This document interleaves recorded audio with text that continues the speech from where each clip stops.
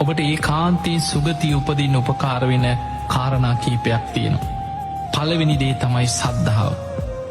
ඔබ නිතර බුදුගුණ සිහි කරනවන, ඔබ නිතර ධර්මී ගුණ සිහි කරනවන, ඔබ නිතර ආරි මහා ශ්‍රාවකයන්ව සංඝයාව ගුණ වශයෙන් සිහි කරනවන, ඔබේ හිතේ තුනුරුවන් ගැන අප්‍රමාණ සද්ධාවක් උපදිනවා.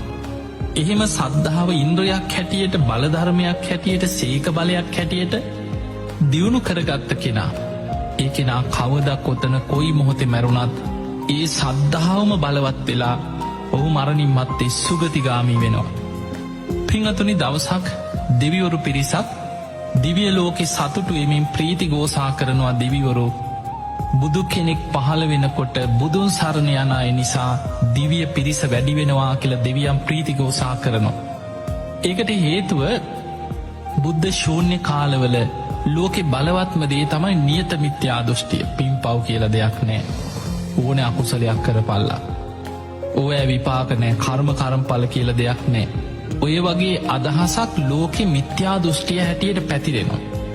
ඒ මිත්‍යා දෘෂ්ටිය පිහිටන කාලේ, බලවත් වෙන කාලේ ලෝකෙ බොහෝ පිරිස අකුසල් වලට ලැජ්ජාව බය නැති වෙනවා. ඒ නිසා බොහෝ අකුසල් කරලා, පව්කම් කරලා, මිත්‍යා දෘෂ්ටියේ යුතුව කටයුතු කරලා බොහෝ පිරිස මරණින් මත්තේ අපාගාමී වෙනවා.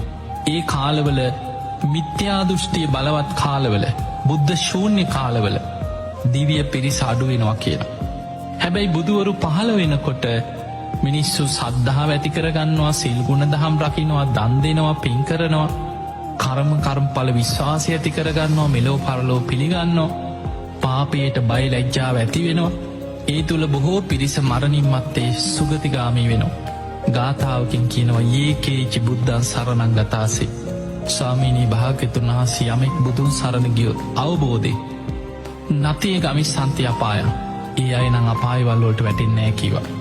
පහයි මානුසං දේහං, මානුසං කියන්නේ මනුස්ස දේහය, මිනිස් කය, මිනිස් ශරීරය අතහැරියට පස්සේ දේව කාය පරිපුරෙස්සතියයි කාන්තෙන් සුගතිය යනවා. එතන පෙන්වන්නේ දිව්‍ය පිරිස වැඩි වෙනවා කියන බුදුන් සරණ යන අය නිසා. එතකොට අපිට පේනවා සුගතියක යන්නත් බලවත්ම දේ තමයි තුනුරුවන් ගැන සද්ධාව තියෙන්න ඕන. ඔබ කවදා කොතන කොයි මොහොතේ මැරුණත් ඔබට සුගති යන්න නම් අවශ්‍ය පළවෙනිම දේ තමයි කිව්වා තුනුරුවන් ගැන සද්ධාව. පින්වතුනි, බුදුගුණ නිතර සිහි කරනවා කියන්නේ ඒක භාවනාව. ඒකට කියන්නේ බුද්ධානුස්සති භාවනාව. කෙනෙක් නිතර ධර්මයේ ගුණ සිහි කරනවා කියන්නේ ඒකත් භාවනාව. ධම්මානුස්සති භාවනාව. කෙනෙක් නිතර සංඝ ගුණ සිහි කරනවා කියන්නේ ඒකත් භාවනාව. සංඝානුස්සති භාවනාව. මේ විදිහට බුද්ධානුස්සති, ධම්මානුස්සති, සංඝානුස්සති අනුස්සති භාවනා තුනක් තුනුරුවන් ගුණ සිහි කරන කෙනාගේ හිත තුළ නිරන්තරයෙන් වැඩෙනවා.